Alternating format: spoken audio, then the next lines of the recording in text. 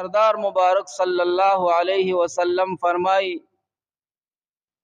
د کامل ایمان برخه نشي موندې هغه شخص چې زوته د مور او د پلار او د ځان نه او د دې ټولو انسانانو نه خوږ نشم. صحیح حدیث دی. عبد الله ابن زبیر رضی الله تعالی عنه یو جلیل القدر صحابی دی.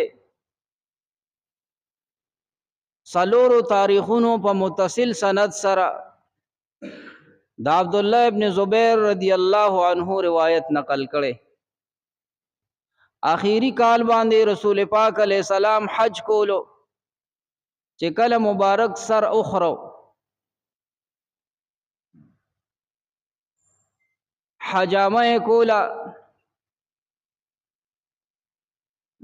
نو پخکر باندې وینه د سر مبارک نه او کاغلا او د صحابي ته ورکړه چې دا بهر چرته داسي او مقام او موضع کې کېدا.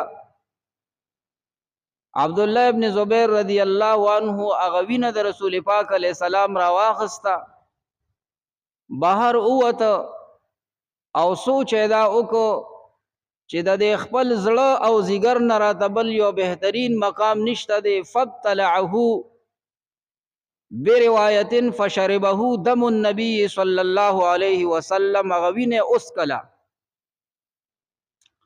بیا راغی رسول پاک علیہ الصلوۃ والسلام وتو فرمایل صد وکړو ورته وی قربان اغوینه ما اسکلا ما به ادبی غنلا چې تاسو دا وینا مبارکه پدا سي ځای کې اون غورځيږي چې پاغي باندې سوخپی کی دی یا داغي حتی کو بے ادبی وشي.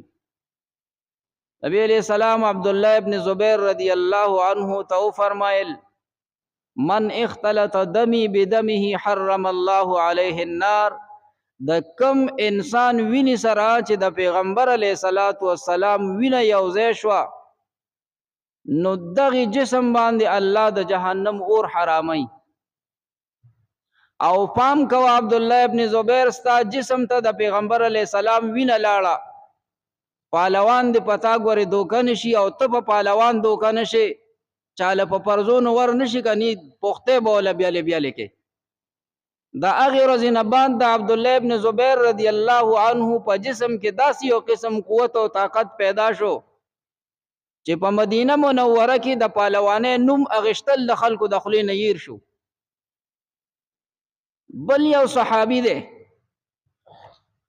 رسول پاک علیہ الصلوۃ والسلام وته په دې سر باندې لاس کې خود چې الله دې ستا په دې سر کې برکت واچي. داغه د دې سر دا ویخته او دا زلف دون لوی شوی وي چې داسې په پزمکه باندې ناستو یا به احتبا کړي و نو د دې سټوکی دا ویخته وزمکه سره جنگیدل.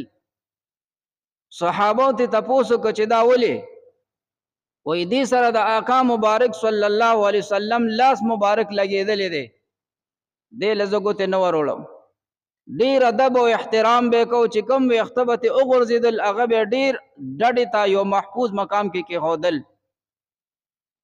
دا سه ګڼ روایت دي دا یو ځان له موضوع ده او دا حدیثو کتابونه ته ډک دون ادب او محبت صحابه کرامو کړی دي. ادب چې دی دا د دین اصل دی او دین ټول چې دی دا ادب دی. الله دې مونږه تاسو کې ادب پیدا کړي د خپل مشرانو مشایخو د والدینو د عام بزرګانو سپینروب مشرانو. ادب ډیر لوی مقام دی چې چاته الله رب ذوالجلال نصیب. سوره حجرات کې چې دا آیتونه نازل شوي دي د دې شان نزول مفسرین کرام د بے ادب خلکو متعلق ذکر کوي.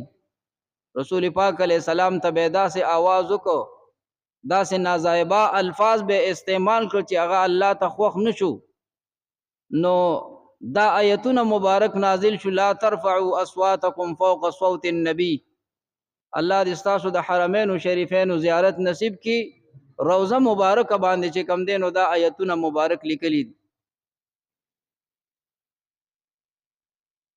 دا موضوع چې دا د ایصال ثواب ده